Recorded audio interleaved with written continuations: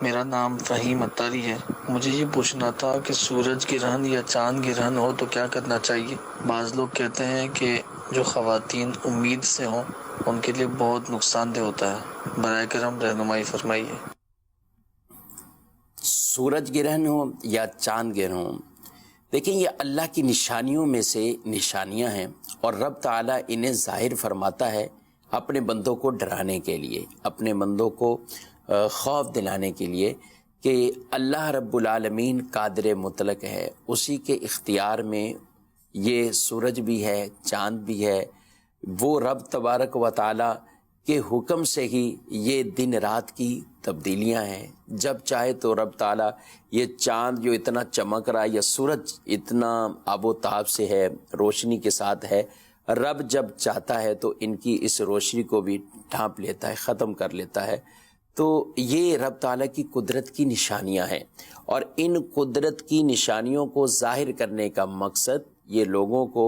ڈرانا کہ تاکہ وہ اللہ کی اطاعت کی طرف آئیں، تاکہ وہ اللہ کے ذکر کی طرف آئیں، تسبیح تحلیل کی طرف آئیں۔ اسی لیے تو ہمارے پیارے رسول صلی اللہ تعالیٰ علیہ وآلہ وسلم نے ان کی نمازوں کا باقاعدہ ارشاد فرمایا۔ جی ہاں، سورج گرہن ہو یا چاند گرہن، اس میں نمازیں پڑھنے کا اہتمام کرنا چاہیے، اور ان کی باقاعدہ نماز کا ذکر وہ روایات کے اندر بیان کیا ہے۔ تو اس طرح جیسے سورج گرہن لگتا ہے تو جتنی دیر تک وہ سورج گرہن ہو، کوشش رہے کہ اتنی دیر انسان نماز کے اندر وہ مشغول رہے۔ 2 رکعت پڑھتا ہے یا اس سے زیادہ رکعت بھی پڑھی جا سکتی ہیں، اور توبہ اور استغفار کے اندر مشغول رہنا چاہیے۔ اس کو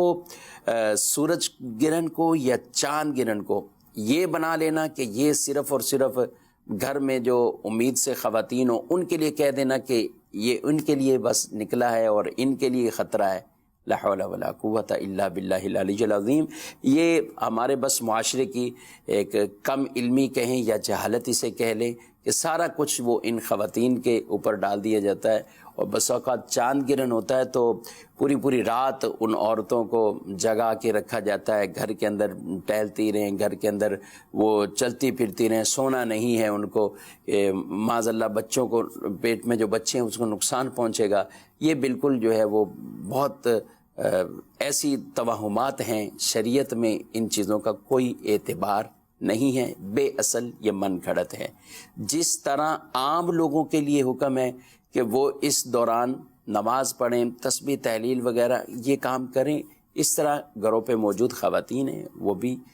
ساتھ ساتھ جو کہ اللہ سے توبہ کریں، نماز پڑھیں، ذکر و اذکار کریں، اللہ کی راہ میں کوئی صدقہ دیں، یہ نیکی والے کام یہ سب کو کرنے چاہیے۔ اس کو سارا کا سارا عورتوں پر یہ سلسلہ ڈال دینا یہ قطعاً درست نہیں ہے۔ رسول اللہ صلی اللہ علیہ وآلہ وسلم کے زمانے میں ایک مرتبہ سورج گرہن لگا، تو انہی دنوں میں اتفاق سے آپ کے بیٹے حضرت ابراہیم رضی اللہ تعالیٰ عنہ ان کا انتقال بھی ہوا۔ تو کچھ لوگوں نے ایسا کہا کہ یہ اس وجہ سے ہوا ہے، تو آپ صلی اللہ علیہ وآلہ وسلم نے پھر اس کی جو ہے وہ ممانعت فرمائی اور اس کا رد فرمایا کہ یہ کسی کی موت یا کسی کی زندگی وہ اس سے بتانا مقصود نہیں ہوتا، اور آپ نے اس کی نماز کی تعلیم فرمائی کہ جب دیکھو تو تم اس کے جو ہے نماز پڑھو۔ تو لہذا ہمیں بھی یہی چاہیے کہ اس طرح کا معاملہ اگر ہمیں نظر آئے جب بھی ہو